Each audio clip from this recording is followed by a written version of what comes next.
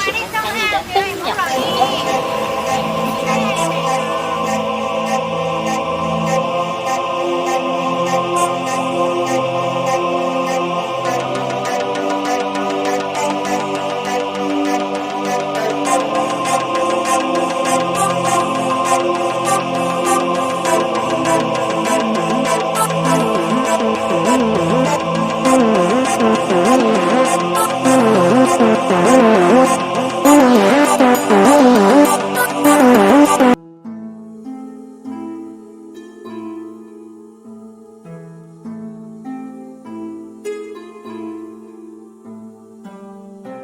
Assalamualaikum warahmatullahi wabarakatuh. Alhamdulillah syukurillah kita bertemu lagi di sini.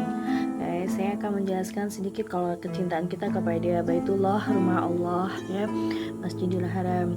Kalau kita cinta berarti kita harus mengenalnya. Kalau kita mencintai berarti kita harus mengenalnya lebih dalam lagi. Tak kenal maka tak sayang, begitulah kata pepatah. Oke, baiklah. Saya nanti akan menjelaskan sedikit tentang masalah hal-hal apa aja yang terdapat di dalam Ka'bah. Sisi-sisi ini ada multazam, ada makam multazam, itu nanti kiswah Ka'bah, semua keutamaannya bagaimana, apa yang tertulis kita harus tahu. Kemudian Hajar Aswad, batu hitam, kenapa kita harus menciumnya. Nah, kita harus tahu apa yang kita cium gitu ya. Kemudian talang emas, ini tempat-tempat makbulah ya, selain yang saya sebutkan tadi. Kemudian Hijr Ismail, kita sholat di Hijr Ismail gitu. Nah, nanti saya akan jelaskan semuanya secara detail, insya Allah yang bermanfaat.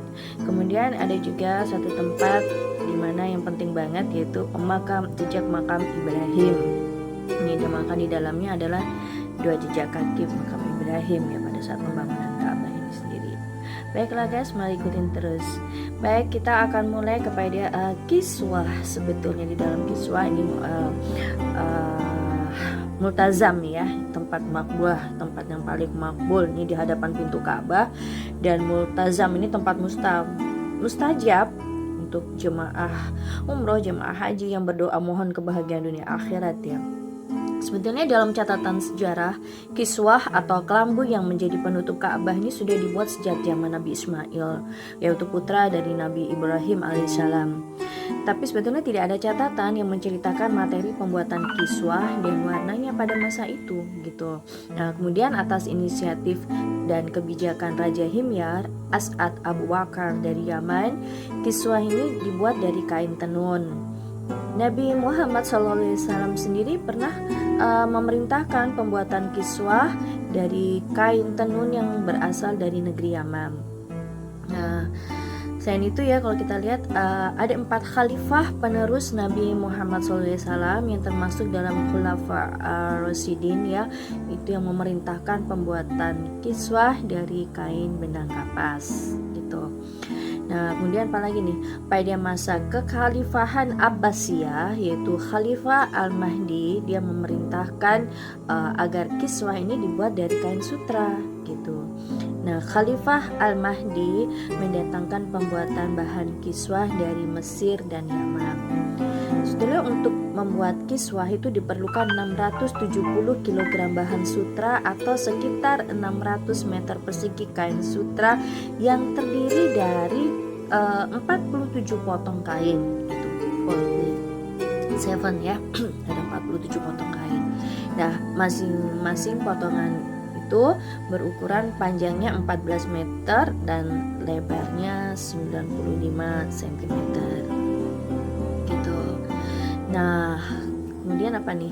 Salah satu kalimat yang tertera dalam pintalan emas kiswah itu ada 2 kalimat syahadat.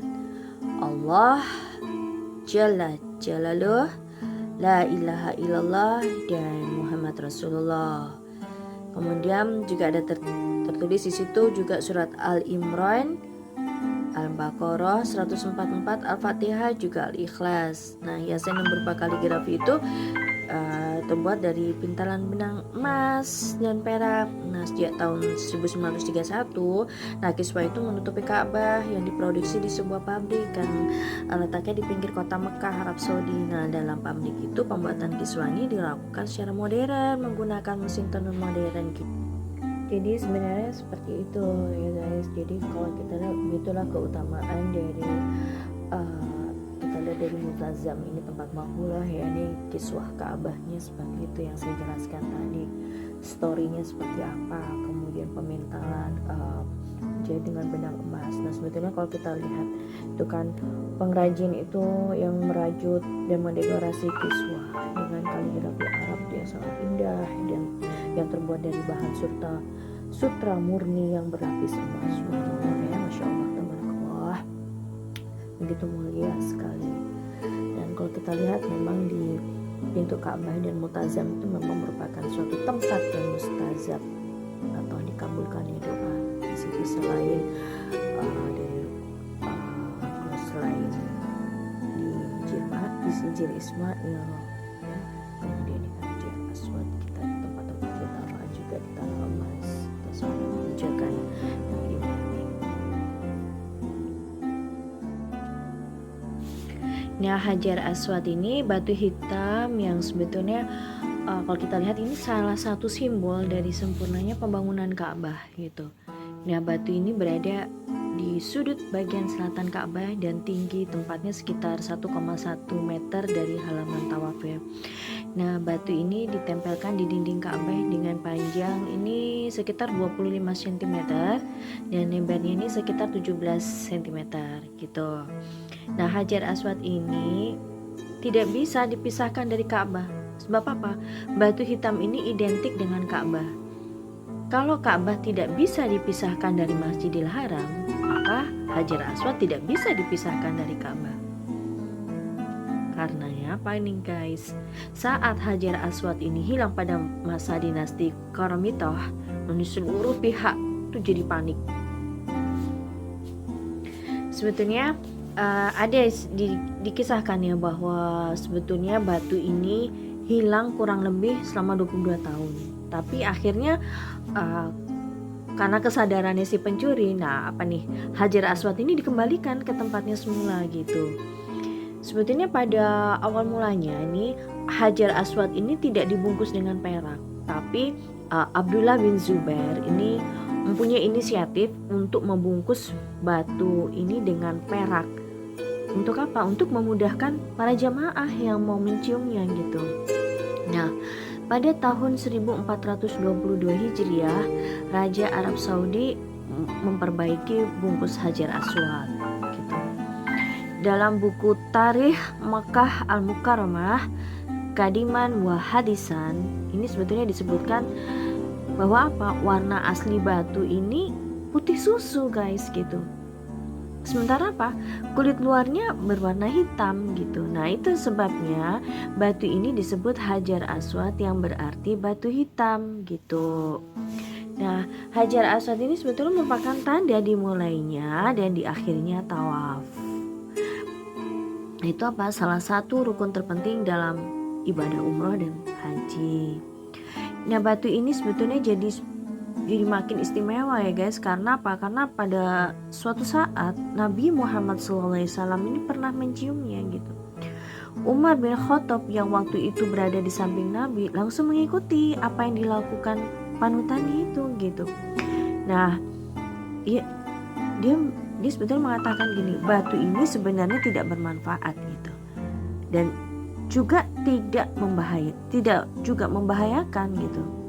Kalau seandainya Nabi itu tidak menciumnya, maka aku juga tidak menciumnya gitu maksudnya. Jadi apa nih?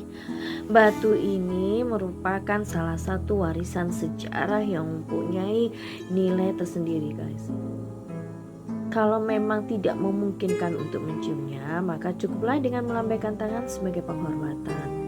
Nah, untuk jamaah yang mau mencium Hajar Aswad, Al-Faqihi dalam Akhbar Makkah itu mengatakan perumpamaan mencium Hajar Aswad itu seperti seorang laki-laki yang mau mencium kekasihnya gitu, yaitu ciuman cinta dan penuh kasih sayang.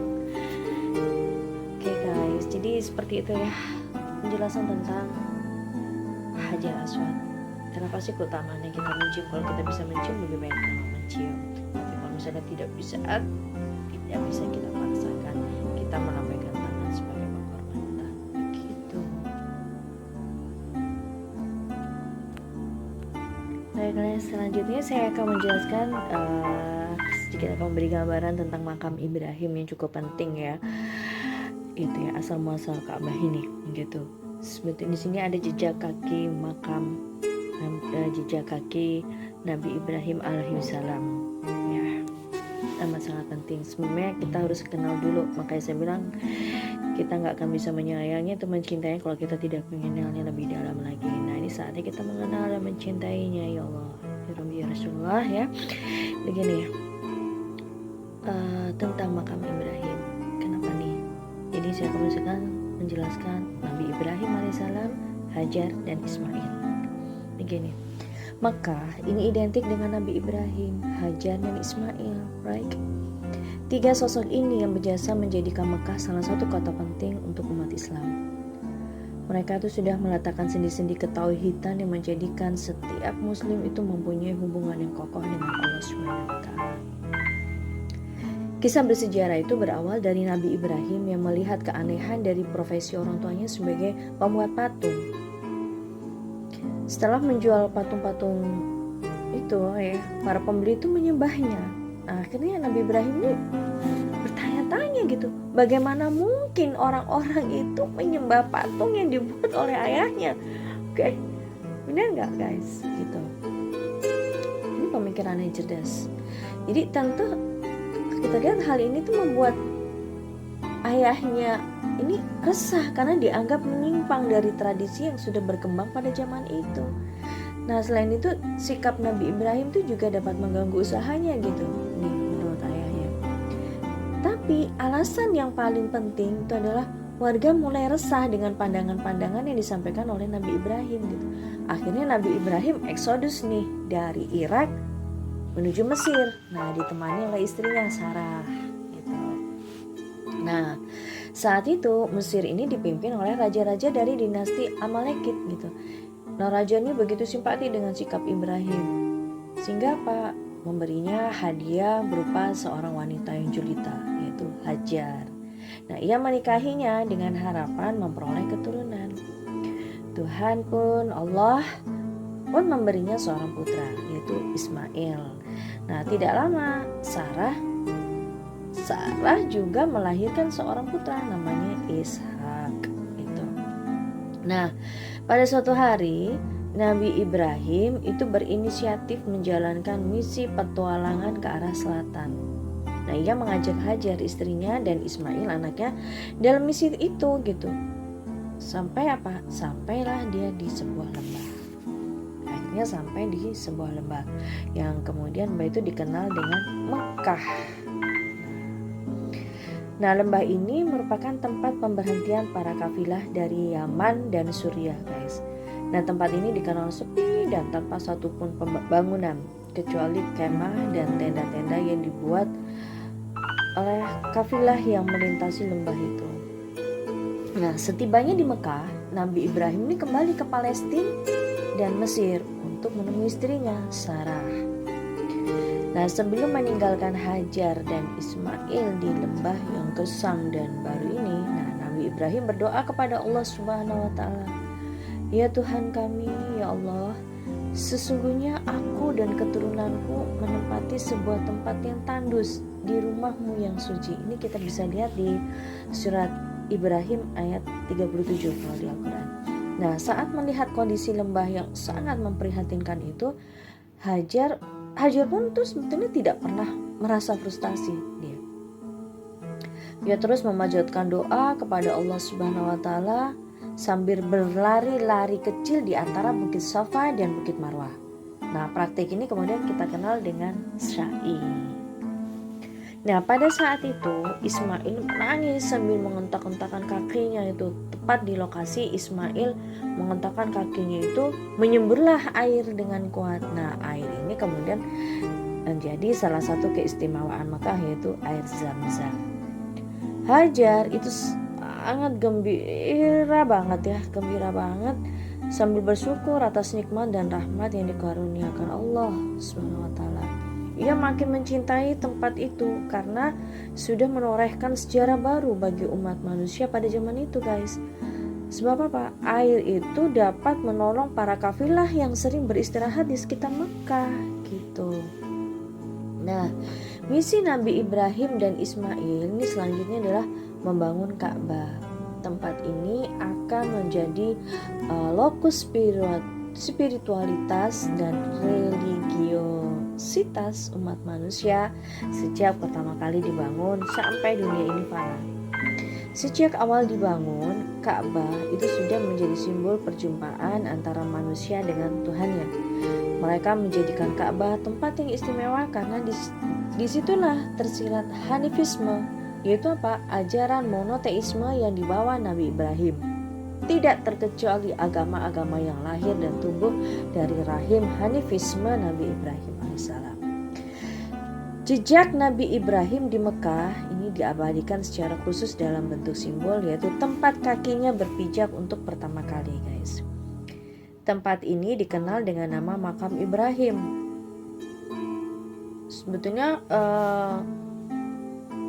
kalau kita lihat banyak sejarawan itu menyebutkan bahwa pada mulanya jejak kaki Nabi Ibrahim itu berada di dalam Ka'bah, tapi pada zaman Nabi Muhammad SAW beliau memindahkannya beberapa meter di samping Ka'bah. Pada suatu hari Umar bin Khattab itu bertanya kepada Nabi Muhammad SAW, bagaimana jika kita jadikan tempat ini sebagai tempat sholat? Nah, kemudian turunlah firman Allah, dan jadikanlah sebagian makam Ibrahim sebagai tempat sholat. Ini kita bisa lihat pada surat Al-Baqarah ayat 125, insyaallah ya. Nabi Ibrahim juga berdoa, ya Tuhan, jadikanlah kami berdua orang yang tunduk patuh kepadamu, dan di antara keturunan kami yaitu umat yang tunduk patuh kepadamu, dan tunjukkan kepada kami cara dan tempat ibadah kami, dan terimalah tobat kami. Sesungguhnya Engkau Maha Penerima Tobat dan Maha Penyayang. Ini ada di Al-Baqarah ayat 128. Dan kalau kita lihat sebetulnya dalam sejarah di Ibrahim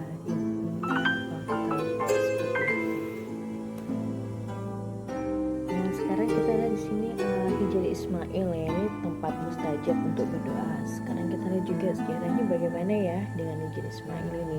Dia yang letaknya di sebelah utara Ka'bah, ya. Hijr Ismail ini bentuknya setengah lingkaran.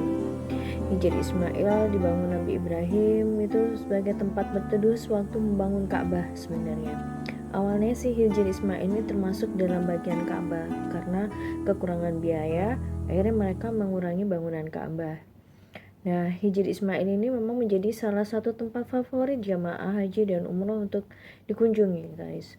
Sebab apa? Lokasi ini kan adalah salah satu tempat mustajab untuk berdoa, dan dianjurkan melakukan sholat sunnah di sana gitu. Mengenai awal mula dikenal istilah hijr itu sendiri, sebetulnya ada dua cerita yang berbeda. Cerita yang pertama itu sebenarnya mengatakan bahwa hijr itu adalah hujrah, yakni kamar yang digunakan Nabi Ismail beristirahat waktu membangun Ka'bah. Itu ceritanya. Cerita lainnya sudah mengatakan bahwa hijr itu adalah kuburannya Nabi Ismail.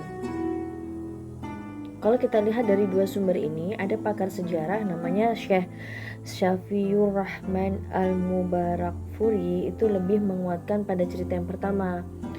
Apalagi kalau dikatakan bahwa hijr adalah kuburan Nabi Ismail, maka itu mustahil karena jenazah para nabi itu tidak akan rusak. Padahal dulu ketika direnovasi oleh Quraisy dan di waktu lain dibangun oleh Abdullah bin Zubair, itu di bawahnya tidak didapati jenazah Nabi Ismail. Dan andaikan itu kuburan, maka kuburan tidak boleh diinjak dan diduduki. Nah, inilah yang membuat beliau menyaksikan sanksi terhadap cerita kedua itu gitu. Nah, pengelola Masjidil Haram itu sebetulnya tidak banyak memberi kesempatan untuk para peziarah untuk memasuki bagian dalam Ka'bah.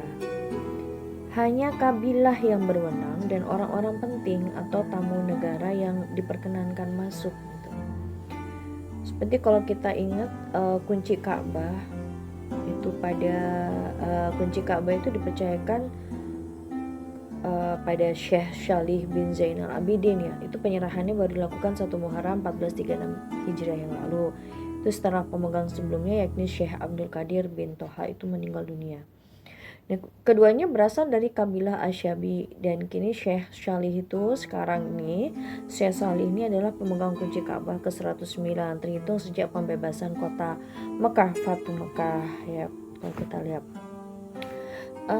sejak dulu bagian dalam Ka'bah itu digunakan oleh bangsa Quraisy itu untuk menyimpan barang berharganya. Sampai sekarang pun di dalam Ka'bah itu masih tersimpan barang-barang peninggalan kuno seperti bejana dan lainnya gitu. Nah, beberapa sahabat ada yang tidak diizinkan oleh Rasulullah SAW masuk ke dalam Ka'bah dan melakukan sholat di dalamnya. Bahkan apa ya guys? Kalau kita lihat Aisyah radhiyallahu anha itu istri Rasulullah juga dilarang. Gini, sebetulnya ada dalam sebuah hadis ya dari Aisyah radhiyallahu anha itu berkata, saya dahulu ingin masuk ke dalam Baitullah dan sholat di dalamnya. Maka Rasulullah menggandeng tangan dan membawaku masuk ke dalam hijr. Lalu bersabda, sholatlah di dalam hijr jika engkau ingin masuk ke dalam Baitullah. Karena sesungguhnya hijr itu adalah bagian dari Baitullah. Akan tetapi kaummu, yang dimaksud di sini Quraisy, kekurangan biaya ketika membangun Ka'bah, merenovasinya, sehingga mereka terpaksa mengeluarkannya dari Baitullah. Itu ada dalam Sunan Abu Daud 2030 ya. Begini guys, sholat di dalam hijr itu dihukumi sama dengan sholat di luar Ka'bah. Tidak terdapat keutamaan khusus dari sholat di luar Ka'bah. Tapi kalau seseorang tuh ingin merasakan sholat di dalam Ka'bah, maka hijr bisa menjadi alternatifnya gitu. Cara sholatnya juga seperti halnya sholat biasa. Jadi kita bisa melakukan sholat duha, sholat istikharah, atau sholat tahajud di dalamnya. Tidak ada sholat khusus yang diniatkan untuk dilakukan di dalam Hijr Ismail seperti ini guys. Nah seperti itu. Oke. Nah yang berikutnya apa nih guys? Talang emas Ka'bah ya. Kalau kita berdoa di bawah talang emas atau mizab ini makbul ya, termasuk tempat yang makbul. Ada yang tahu apa itu talang emas Ka'bah? Talang emas Ka'bah ini saluran air yang letaknya di tembok atas Ka'bah dan berada di atas Hijr Ismail. Fungsinya memang untuk membuang air yang terkumpul di atap Ka'bah waktu hujan turun atau waktu pencucian Ka'bah. Nah, talang emas ini terbuat dari tembaga tapi dilapisi emas. Nah, makanya diberi nama talang emas. Dulunya itu area yang digunakan sebagai tempat tinggal Hajar dan Ismail.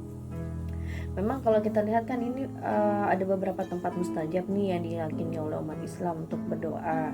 Memang salah satunya ini tempat yang di bawah talang emas Ka'bah atau mizab ini memang. Tidak ada doa khusus yang dianjurkan ketika kita sedang berdoa di sini gitu.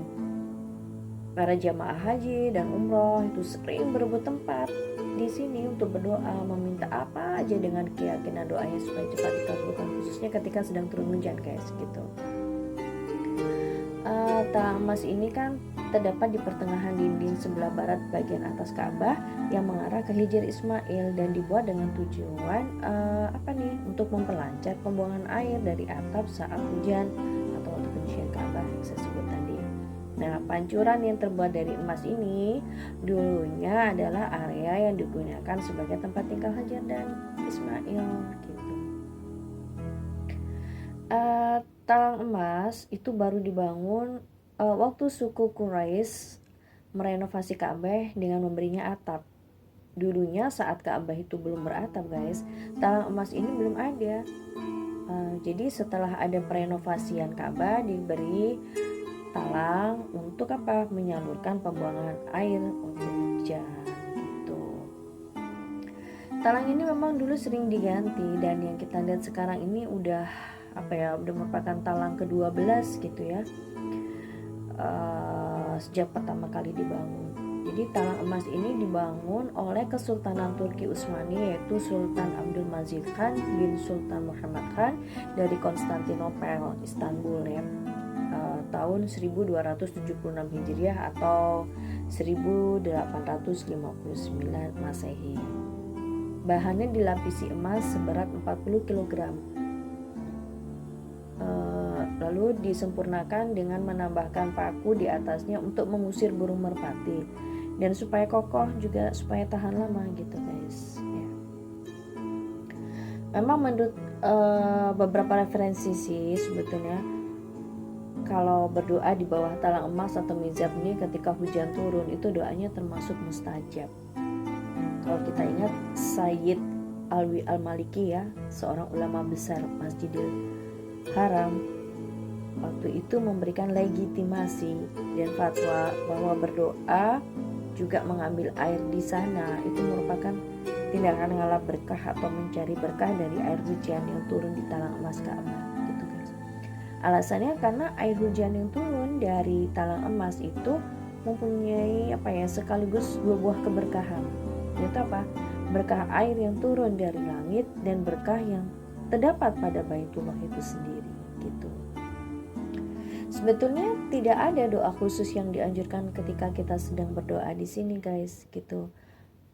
Para jemaah haji juga jemaah umroh itu sering berebut tempat ini untuk berdoa meminta apa saja dengan keyakinan doanya itu supaya cepat dikabulkan, khususnya pada saat hujan itu turun hujan ya.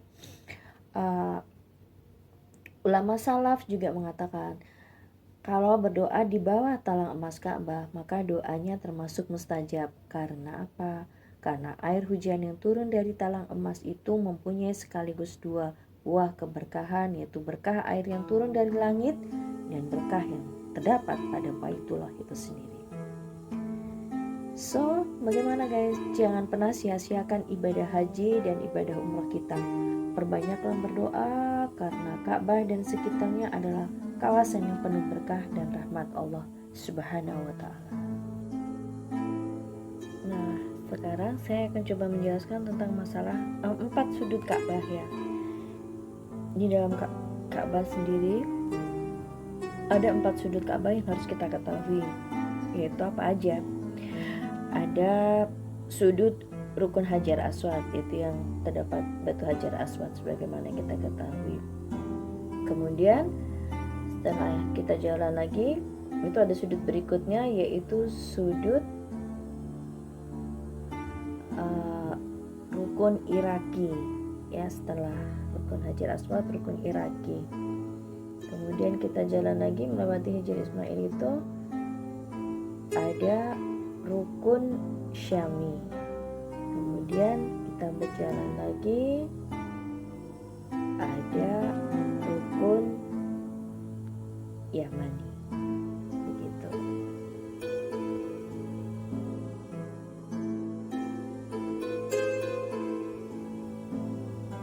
Nah, sudut Rukun Yamani itu tingginya 10,25 meter ya. Disebut dengan Yamani karena mengarah ke negeri Yaman guys.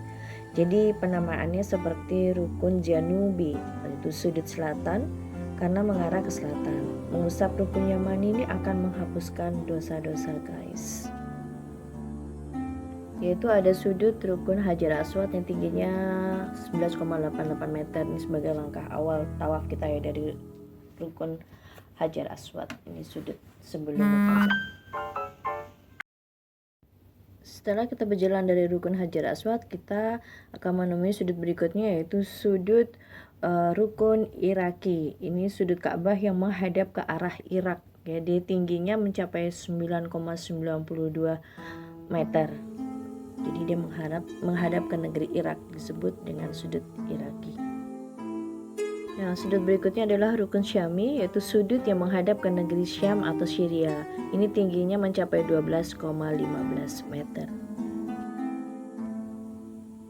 Baiklah guys, jadi begitu tadi gambaran sedikit yang saya sampaikan sebatas pengetahuan yang saya tahu, itulah kalau kita ingin mencintai rumah Allah, Baitullah, ya kita harus mengenalnya lebih dalam lagi. Kita mau pelajarinya dan mengenalnya, makin cintanya kita dan makin dalamnya kita. Insyaallah ini semua bermanfaat. Akhir kata saya ucapkan waalaikumsalam warahmatullahi wabarakatuh. Labbaik Allahumma labbaik.